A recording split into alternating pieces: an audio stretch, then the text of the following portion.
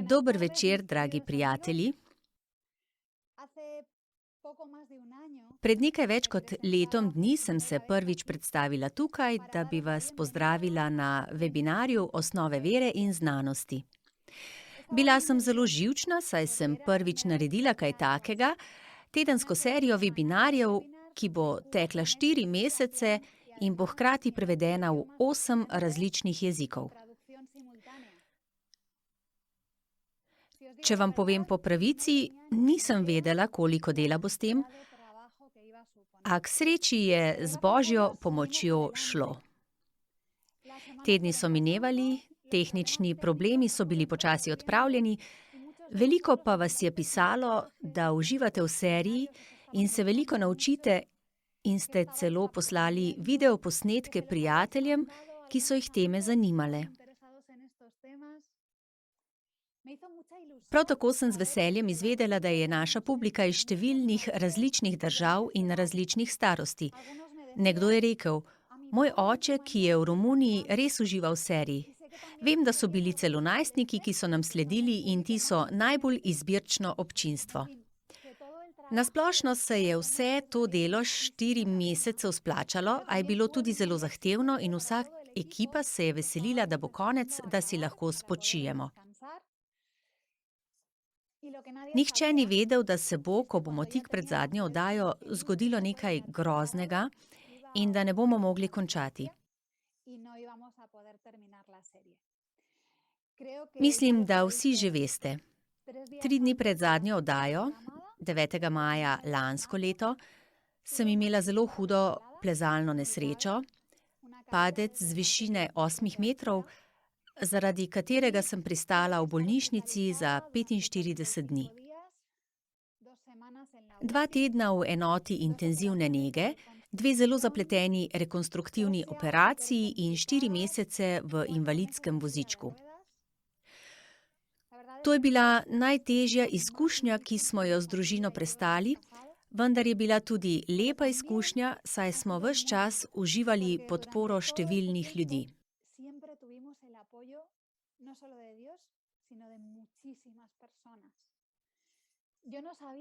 Nisem vedela, da toliko ljudi skrbi zame in bilo mi je dragoceno izvedeti. Vem, da ste mnogi molili zame več mesecev in z vsem srcem se vam zahvaljujem.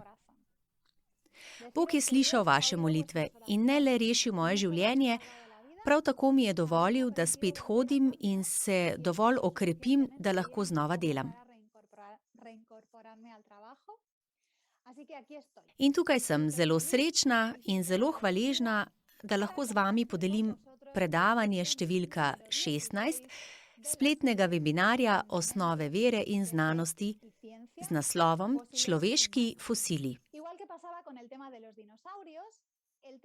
Kakor dinozavri, tudi tema o človeških fosilih zbuja strastne razprave o izvoru. Glede fosilov obstajajo različna mnenja. Zagovorniki evolucije in tudi stvarjenja strastno zagovarjajo svoj pogled. Morda včasih preveč vneto.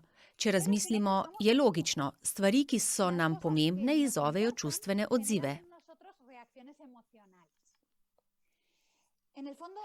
Jedro polemike glede fosilov dinozavrov govori o tem, kako vidimo Boga, ali si predstavljamo, da je ustvaril te na videz nasilne in strašne pošasti, ter o pristnosti svetopisemskih poročil o potopu. Koliko bolj bo to, kar nam povedo fosili, vplivalo na nas? Človeški fosili bi lahko skrivali skrivnosti našega izvora in kaj pomeni biti človek. In to nam je pomembno. Toda kot počnemo že od začetka oddaje, moramo poskusiti, tudi ko gre za to zelo čustveno temo, ohraniti odprt in kar se da objektiven odnos. Razjasnimo najprej nekaj izrazov. Oddajo smo poimenovali Človeški fosili, vendar to ni popolnoma pravilno, kajti nekateri fosili, ki si jih bomo pogledali, morda niso ljudje. Naslov, ki sem ga dala tej oddaji lani, se je glasil Hominidni fosili, vendar ta izraz ni ravno natančen. Če ste kaj prebrali na to temo tudi v popularnih znanstvenih člankih, ste verjetno videli, da večina govori o homininih ali hominih in ne hominidih. Naj pojasnim, zakaj razlika. Pred nekaj leti se je beseda hominidi uporabljala za opis sodobnih ljudi in njihovih fosilnih prednikov.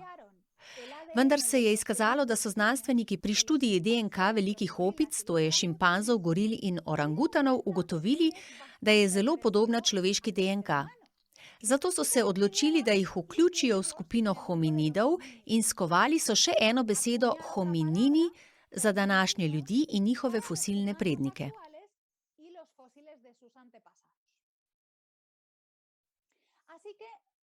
Lahko rečemo, da so hominini podskupina hominidov. Hominidi so večja skupina, ki vključuje sodobne ljudi, šimpanze, gorile in orangutane in vse njihove fosile, medtem skupina homininov ne vključuje današnjih velikih opic.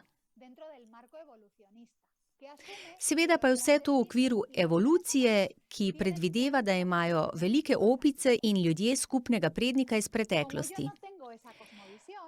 Ker ne delim tega svetovnega pogleda, sem se odločila, da uporabim bolj splošni izraz v naslovu človeški fosili, ki se nanaša na fosile, ki so jasno človeški in tiste, ki so podobni človeškim, a bi v nekaterih primerih lahko bili fosili velikih opic, ker so si ljudje in šimpanzi, gorile in orangutani fizično podobni in to velja tudi za njihova okostja.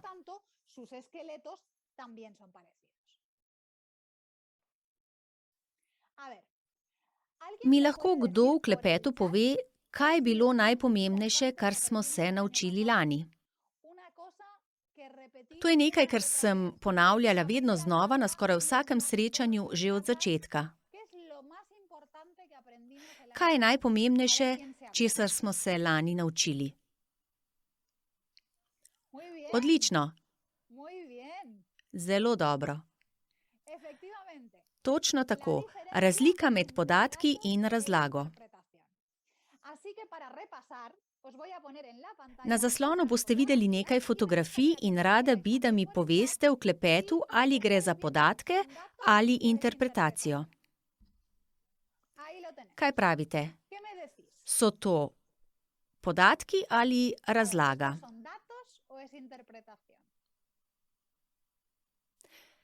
Vidim več odgovorov.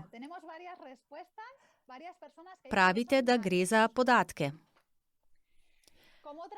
Kot že kdaj prej, je tudi to zvijačno vprašanje, na katerega bi lahko dejansko odgovorili na oba načina.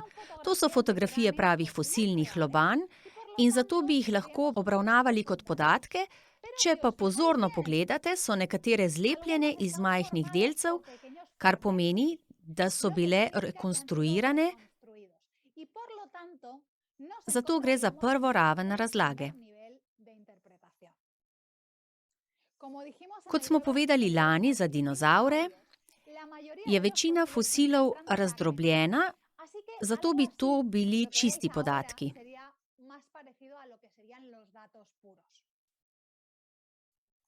Da bi iz tega dobili popolno lobanjo, morajo paleontologi sestaviti sestavljanko. V preteklosti so to počeli ročno, danes pa obstajajo računalniški programi, ki to opravijo za nas in so celo sposobni zapolniti vrzeli.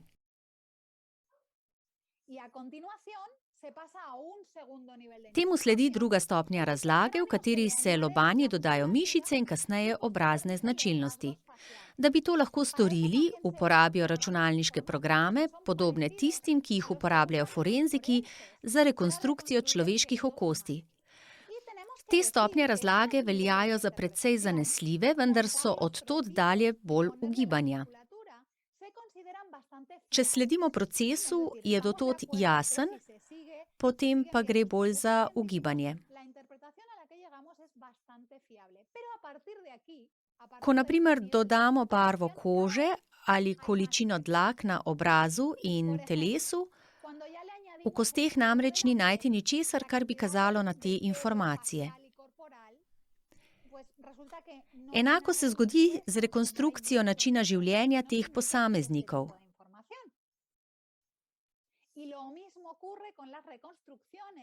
Včasih obstajajo arheološki ostanki, kot so orožje, orodje, nakit ali umetniška dela, ki nam dajejo namige o tem, kako so živeli ali se obnašali, vendar je na tej višji ravni interpretacije zelo lahko veliko pristranskosti zaradi raziskovalčevega svetovnega nazora.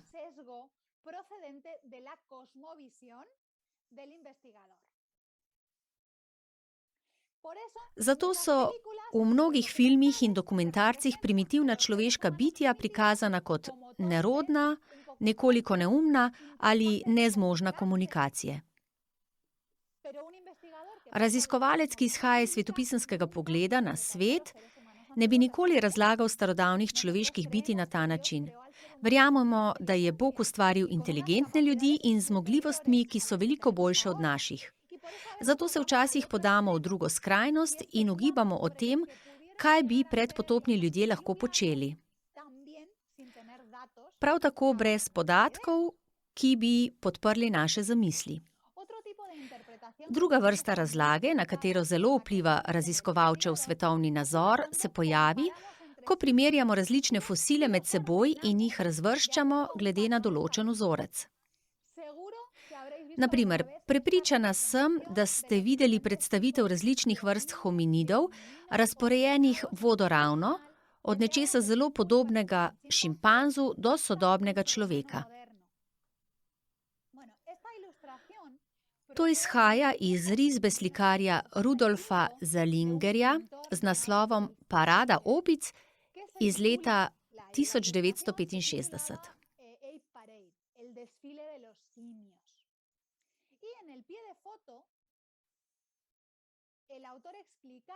Avtor je na dnu risbe pojasnil, da risba temelji na fragmentalnih fosilnih dokazih in, čeprav so bili prototipi in opice štirinožne, so vsi tukaj prikazani na dveh nogah z namenom primerjave. V bistvu je avtor priznal, da je njegov prikaz človeške evolucije izmišljotina, vendar je risba postala superslavna in je od takrat eno najuspešnejših orodij za širjenje evolucije.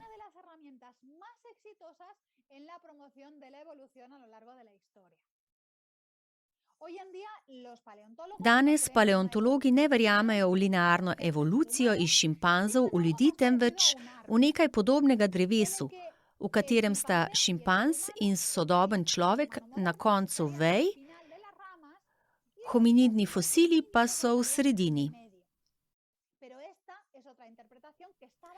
A to je še ena interpretacija, ki temelji na predhodnem sprejetju teorije evolucije. Različni fosili so podatki, vendar mnoge povezave med njimi, ki kažejo na sorodstvo, niso podprte s podatki, zlasti pri vznožju drevesa, ki je v tem primeru na vrhu risbe.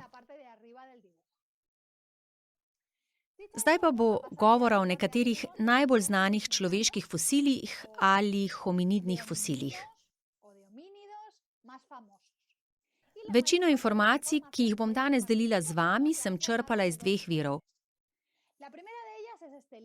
Prvi je knjiga z naslovom Sporne kosti, katere avtorja sta dr. John Sanford, ki smo ga že omenili kot odkritelja genetske entropije, in Christopher Rupe, ki je bil študent oddelka za biologijo in zemeljske vede v Loma Lindy. Ta knjiga je zelo zanimiva, kajti četudi nobeden od avtorjev ni paleoantropolog, to ni potrebno, ker ne govorita o lastnih odkritjih. V knjigi je predelana vsa relevantna literatura o homininih fosilih iz zadnjih desetletij in opisuje različne razlage, ki obstajajo v večinski znanstveni skupnosti.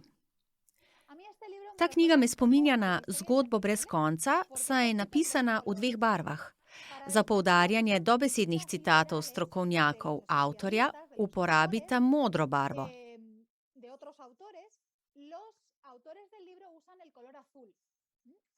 Ko jo berete, spoznate, da ni vse tako jasno ali tako lepo, kot se zdi v dokumentarcih, temveč gre za področje, kjer je veliko polemik, osebnih interesov in številnih sprememb v razlagi, čim se pojavijo novi podatki.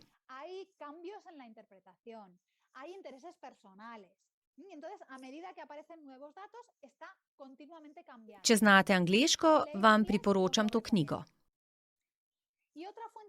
Še en vir zelo uporabnih informacij na to temo so posnetki profesorja Todda Wooda, adventističnega biologa, specializiranega za baraminologijo. Če se ne spomnite, baraminologija je razvrščanje živih bitij s svetopisemskega vidika, pri čemer poskušamo določiti skupine, ki so bile ustvarjene iz teh, ki so se ohranile v barki. Todd Wood ima več videoposnetkov o fosilih homininov in njegove študije o njih so zelo dobre in jih je enostavno razumeti. Kot vedno sem na seznam dodatnih virov in gradiv vključila to knjigo in povezave do videoposnetkov. Prvo poglavje Spornih kosti je uvod v osupljiv svet paleoantropologije. Avtorja pravita, da med strokovnjaki obstajata dve težnji. Obstajajo delilci ali ločevalci in povezovalci ali združevalci. To pomeni, da obstajajo nekateri raziskovalci, ki razvrščajo fosile v številne različne skupine, drugi pa imajo manj skupin. Ločevalci menijo, da si fosil zasluži uvrstitev med različne vrste takoj, ko se pojavi majhna razlika, medtem ko združevalci menijo, da so številni fosili le različice iste vrste in za drugačne vrste štejejo le fosile s pomembnimi razlikami. Več je ločevalcev kot združevalcev, ker ima ločevalec določene prednosti kot raziskovalec. Ko v biologiji odkriješ novo vrsto, imaš pravico, da jo poimenuješ, in če gre za vrsto človeškega prednika, postaneš tudi slaven. Če pa odkriješ le različico nečesa, kar je bilo že znano, potem nihče ne bo pozoren nate.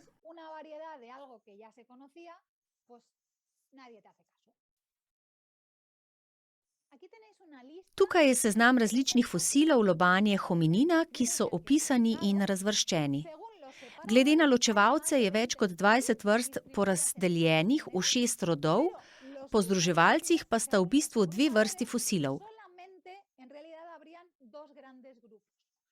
Tisti, ki pripadajo rodu Homo, in avstralopitki, ki so razvrščeni v rod Australopitek ali podobno.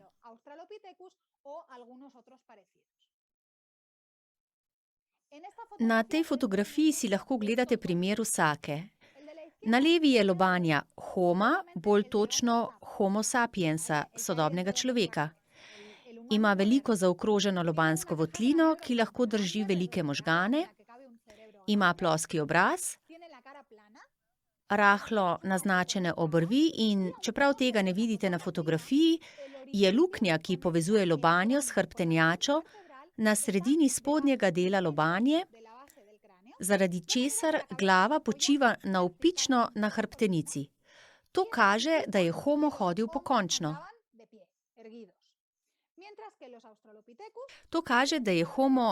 pokončno. Avstralopitki imajo veliko manjšo lobansko votlino in zelo poudarjen obrnjeni lok, čelust je pomaknjena naprej in odprtina, ki je vez s hrbtenico, je na zadnji strani glave, kar je značilno za diagonalno zvez s hrbtenico in se pojavlja pri živalih, ki hodijo po vseh 4.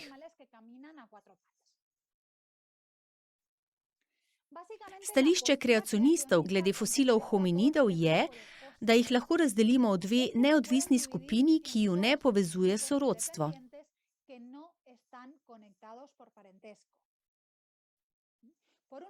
Na eni strani so fosili človeške družine, potomci Adama in Noeta, na drugi pa fosili avstralopitkov, ki so živali podobne šimpanzom.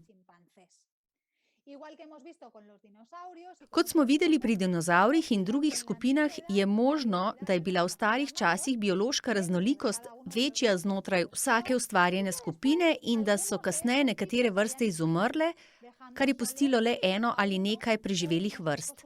V primeru vrste Homo smo ostali samo mi, Homo sapiensi, v primeru opic pa imamo šimpanze, gorile in orangutane.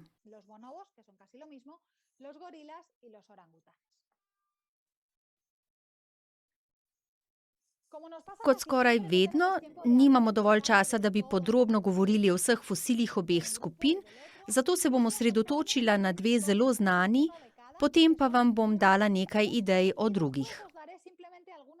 Če želite vedeti več, je v knjigi Sanforda in Ruppa celo poglavje posvečeno vsaki izmed najpomembnejših vrst fosilov.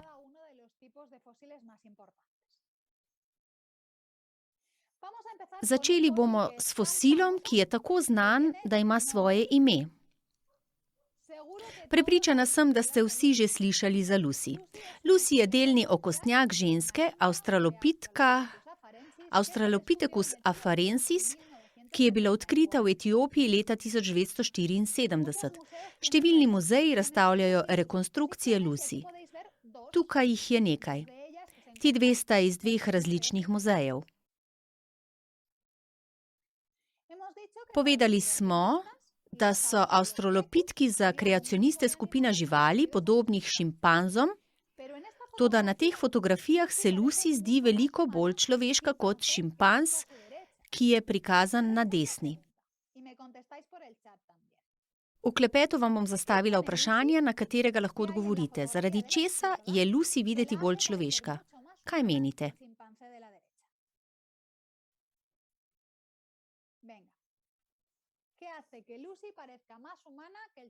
Zakaj je Lucy videti bolj človeška kot šimpanz?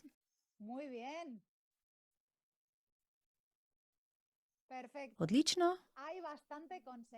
Nekaj odgovorov je že prispelo, skoraj vsi se strinjate, v bistvu gre za dvoje. Oči in porazdelitev dlak na obrazu. Ko pogledamo osebo v oko, vidimo belo območje okoli šarenice. Vendar pa je pri šimpanzih vidni del očesa ves temen. Lucy ima človeške oči. Se spomnite, kaj smo rekli prej? Lucy je okostnjak in okostnjaki nimajo oči niti las. Poglejmo preostanek telesa. Ogledali smo si obraz, zdaj pa še preostanek. Na levi imamo popolno rekonstrukcijo Lucy v muzeju in na desni njen fosilni okostnjak. Kot vidite, popolnega okostja niso našli, našli so približno 40% kosti, te so rjave. Zakaj je Lucy na levi kakor človek? Poleg pokončne drže so najbolj človeška stvar na njej dlani in stopala. Če pa pogledate okostje na desni, se izkaže, da kosti, dlani in stopal niso našli. Vse to krepi to, kar smo povedali na začetku, in sicer, da mnogokrat interpretacije fosilov kažejo pristranskost raziskovalca. Tisti, ki so naredili te rekonstrukcije, so želeli, da bi bila Lucy povezava med opicami in ljudmi, in zato so ji dali človeške oči, roke in stopala, čeprav v podatkih teh informacij ni bilo. Če vzamemo Lucyjine podatke o kosteh, take kot so, je v resnici veliko bolj podobna šimpanzom, kot kaže rekonstrukcija. Preidimo na predstavnika rodu Homo, ki je prav tako zelo znan. Vsi ste že slišali za neandertalce. Prvi fosil neandertalca je bil odkrit leta 1829, drugi podobni fosili pa so bili odkriti vse do konca 19. stoletja, kot ta, ki so ga odkrili na Gibraltarju. Najbolj znan pa je znan kot starec iz La Chapelle. Najden je v Franciji leta 1908 in je odlično ohranjen. Od takrat je bilo najdenih še veliko drugih okostnjakov, več kot 400, zato imamo veliko informacij o tem, kakšni so bili neandertalci ali vsaj njihove kosti.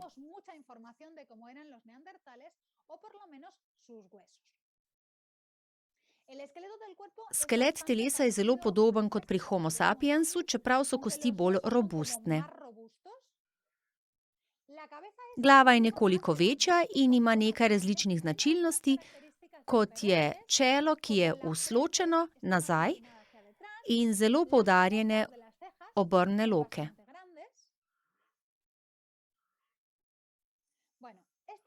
Prvo umetniško rekonstrukcijo neandertalca so naredili v 19. stoletju. Kasneje so se pojavile druge, v katerih so bili upodobljeni tudi z opicami, podobnimi značilnostmi in temno kožo, čeprav je bila večina fosilov najdenih v Evropi.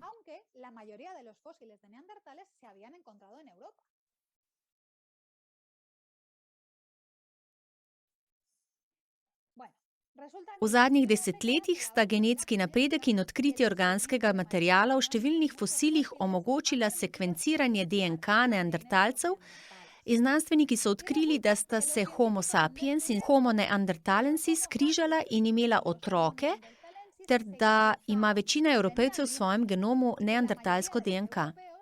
Raziskava DNK neandertalcev je zagotovila tudi več informacij o njihovem fizičnem videzu, kar potrjuje, da so imeli svetlo kožo in rdečkaste lase. Zato so rekonstrukcije neandertalcev, ki se danes pojavijo v muzejih in učbenikih, popolnoma drugačne od prvih.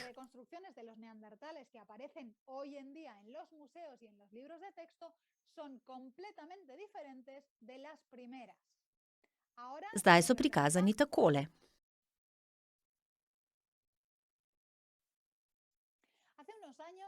Pred nekaj leti sem prebrala članek v priljubljeni znanstveni reviji Muy Interesante, ki mi je bil zelo zanimiv. Naslov je Neandertalska revolucija in govori o tem, kar sem vam pravkar povedala. Piše na primer, med čakanjem na avtobus bi lahko naleteli na neandertalca, pa sploh ne bi opazili. V današnjem svetu bi bil samo še en državljan.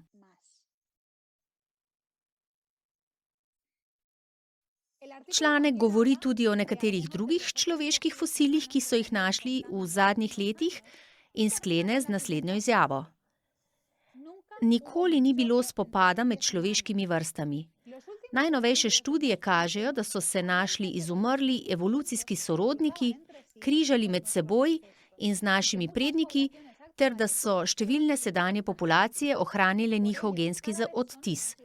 Zato se več strokovnjakov meni, da je v vsem tem času obstajalo zgolj eno človeštvo. To pa je bilo v preteklosti bolj raznoliko.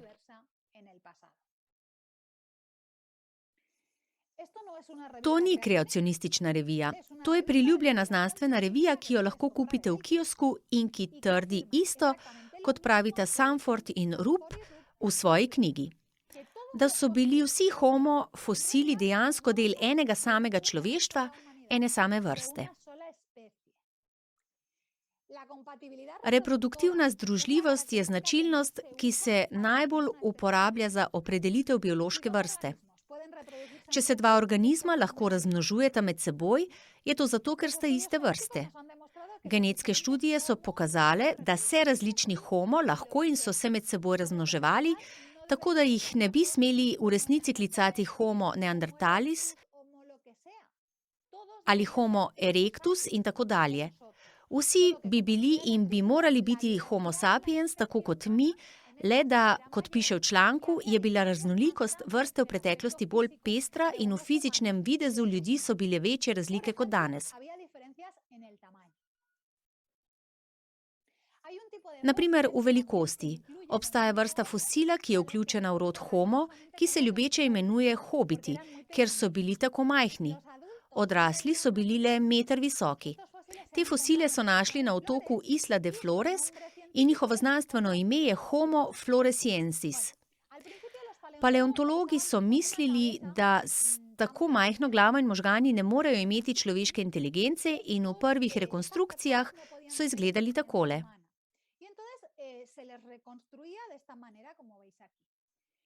Toda ena od lobanj je bila tako dobro ohranjena, da je imela sledi možganov na notranji strani.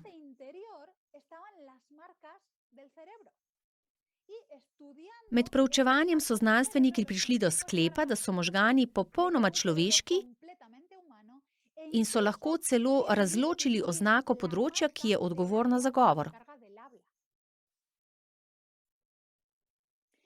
Torej se trenutno štejejo za popolnoma človeške.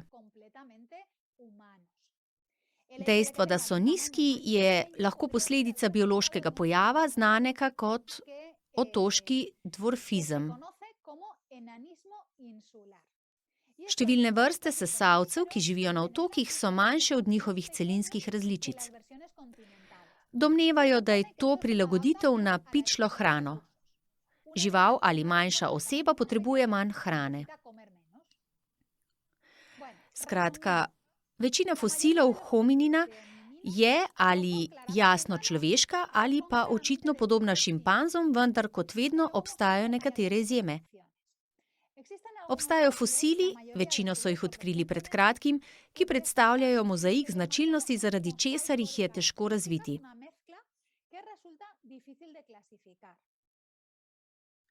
Leta 2013 so v jami v Južni Afriki odkrili na stotine hominidnih kosti neznane vrste Homo naledi. Ti fosili imajo zelo človeško zunanjost, zato spadajo v rod Homo. Imajo pa nekaj lastnosti, ki so podobne avstralopitku. Glava je majhna, čeprav smo že rekli, da to ni problem. Obrvna kost je poudarjena kot pri neandertalcih. A poleg tega je čeljust malce pomaknjena naprej, najbolj nenavadna pa je zgradba rok in dlani. Imajo prost palec, kar je značilna človeška lastnost, ki nam omogoča natančnost in ročne spretnosti, drugi prsti pa imajo podaljšane in ukrivljene kosti.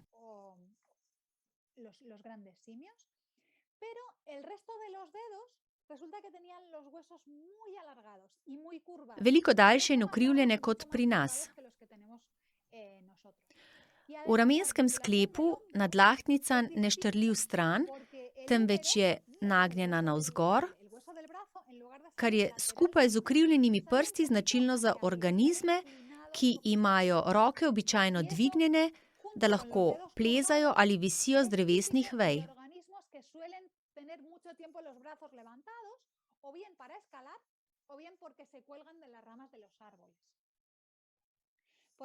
Kraj, kjer so bile najdene kosti, je zelo globok in nedostopen del jame, zato se domneva, da se tam niso znašle po naključju, ampak da gre za nekakšno skupno grobnico.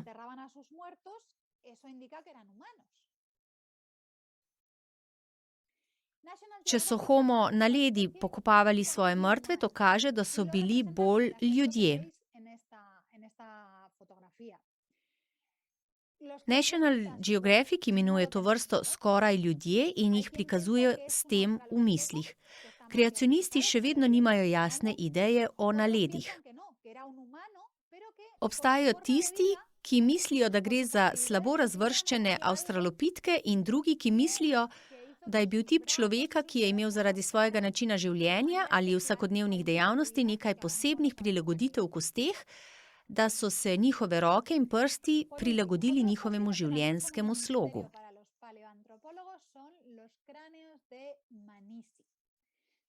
Drugi fosili, ki so skrivnost tudi za paleoantropologe, so dmanisi. Odkrili so jih v Gruziji med letoma 1991 in 2005. Nenavadnost teh lobanj je, da se med seboj zelo razlikujejo. Nekatere so tipično neandertalske, vendar obstaja ena, lobanja številka 5, ki ima majhno lobansko votlino in čeljust, ki štrli naprej.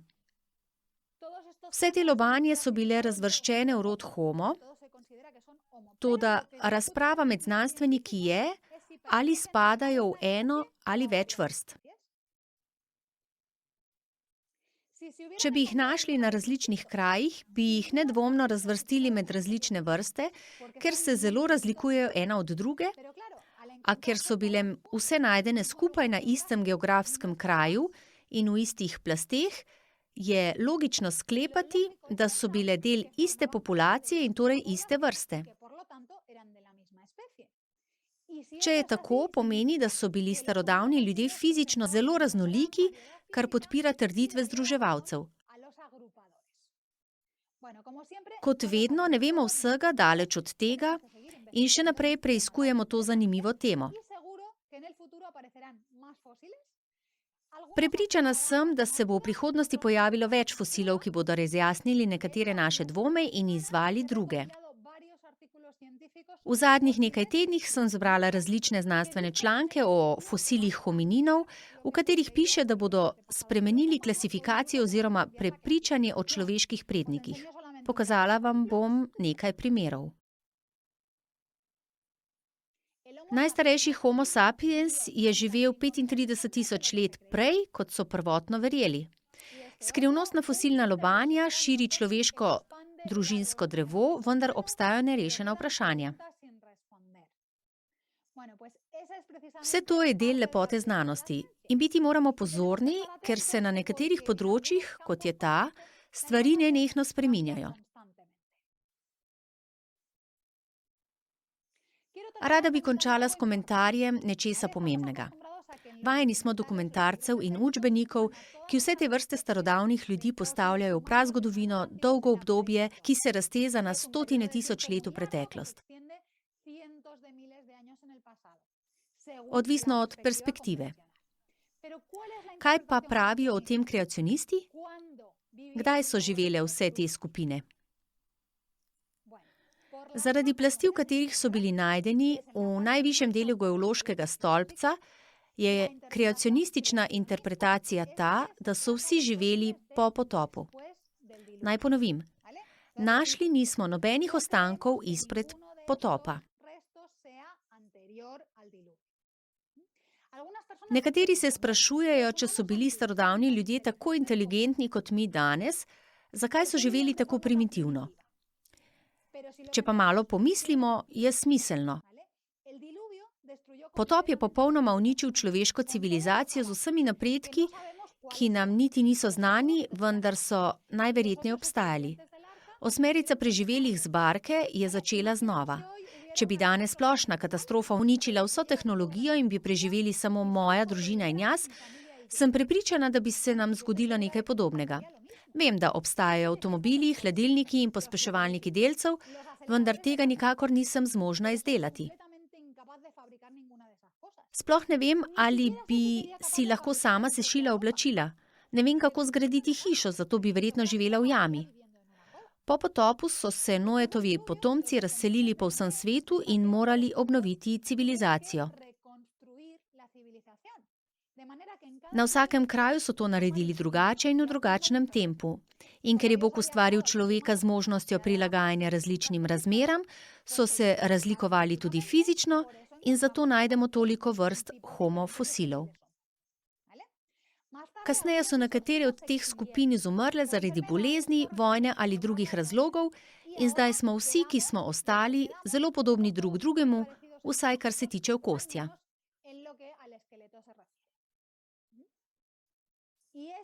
In to je razlaga.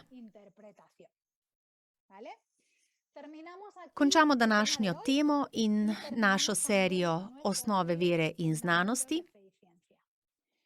Najlepša hvala, da ste se nam pridružili v teh 16 tednih. Hvala našim prevajalcem, ki so nam omogočili, da te teme ponudimo v 8 jezikih.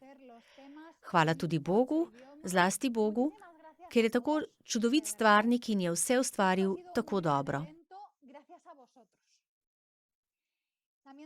Če bi bili radi seznanjeni z novostmi in podobnimi oddajami v prihodnosti, so tukaj povezave do družbenih omrežij.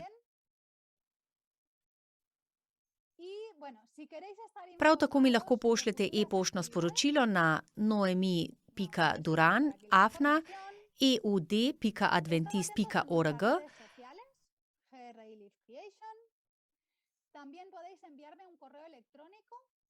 Lahko zaprosite, da vas vključimo v našo bazo podatkov, da vam pošljemo podatke neposredno. V veliko zadovoljstvo mi je bilo, da sem ta čas preživela z vami.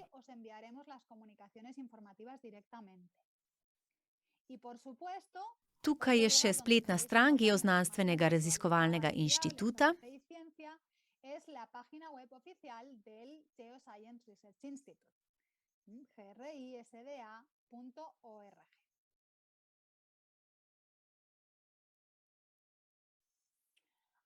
Resnično mi je bilo v zadovoljstvo biti z vami in naj vas Bog blagoslovi.